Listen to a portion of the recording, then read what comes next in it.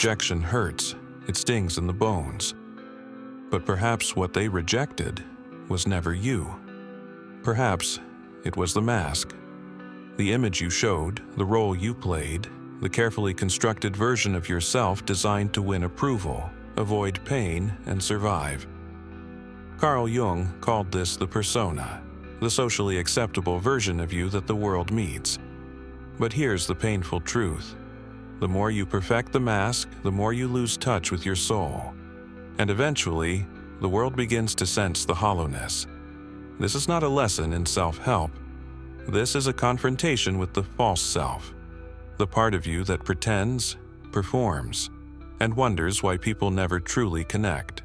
Today, we will explore why rejection often has nothing to do with who you are, and everything to do with who you're not. Authenticity is not comfortable. It is not always well received. It is not always applauded, but it is always worth it. Because when you live without the mask, you attract people who resonate with your essence, not your act. You stop chasing attention and start cultivating presence. You create boundaries that protect your peace. You become magnetic, not because you try, but because you are whole. Carl Jung believed that to accept oneself completely, darkness and light, shadow and soul, was the highest form of healing. And once you do that, rejection no longer shatters you, because you are no longer a collection of performances waiting for applause. You are real. You are rooted. You are enough, even when misunderstood.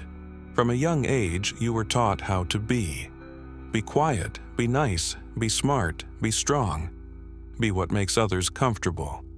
And little by little, you complied. You smiled when you wanted to cry. You laughed when you were angry. You agreed to be loved. You shrunk to fit. This is how the persona is born, the socially accepted version of you. But here's the tragedy. In becoming what they wanted, you forgot what you needed.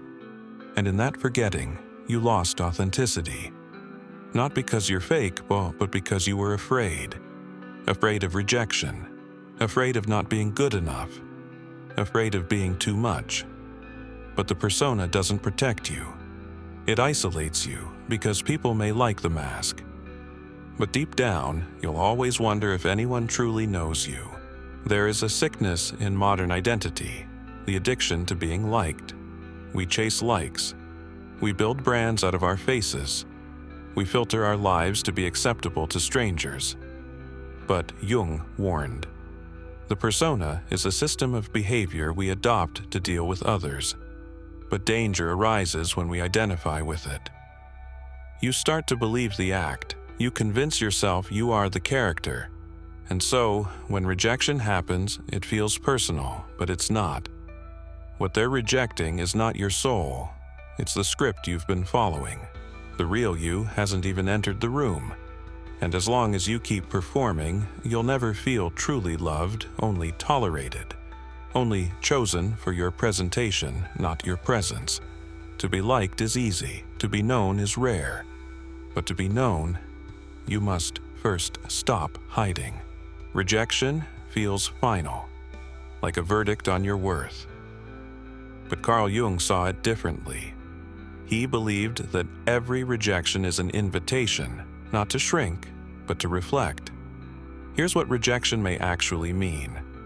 You've outgrown the version of yourself you're pretending to be. They're reacting to your performance, not your truth. Their discomfort is with your authenticity, not your value. You're no longer easy to control, and that threatens their ego. Most people aren't rejecting you. They're rejecting the confusion between who you are and who you're pretending to be. Rejection, then, becomes a compass. It points toward the parts of you that need reclaiming. It challenges your mask. It exposes what you've been too afraid to reveal. And sometimes, that's exactly what you needed. So, how do you return to your real self? Jung called it individuation, the process of integrating the unconscious and becoming whole. It requires a courageous act, dropping the mask, not completely, not recklessly, but intentionally. Here's how the return begins. Notice when you're performing. Pay attention to who you become around others. Ask yourself, is this my truth or my survival strategy? Allow the uncomfortable emotions to surface. They're part of the real you. Make space for silence, solitude, and inner reflection. The true self does not scream, it whispers, and the persona often drowns it out. But when you peel back the layers, you'll feel it. A stillness, a resonance, a peace that only comes from being congruent with your soul. That's when people stop rejecting you. Because now you have stopped rejecting yourself. You were not born to be a mask. You were not designed to be liked by everyone. You were meant to be known. But that can only happen when you take the risk to be seen. Jung taught us that the path to the self is not through imitation, but through integration.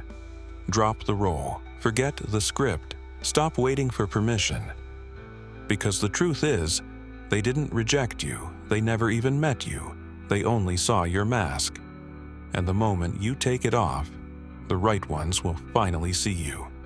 Your vision will become clear only when you look into your heart. Who looks outside, dreams. Who looks inside, awakes. Carl Jung. Now awaken.